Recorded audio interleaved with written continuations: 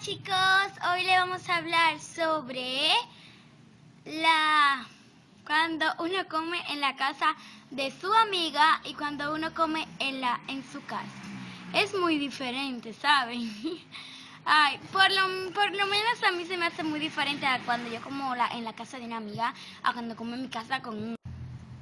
Primero en la casa de su amiga.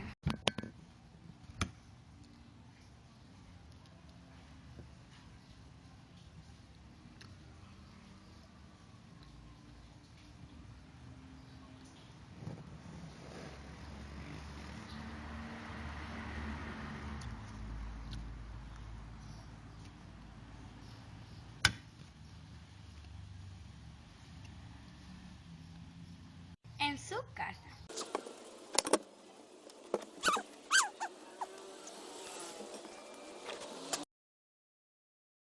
Ahora vamos a ver los bloopers.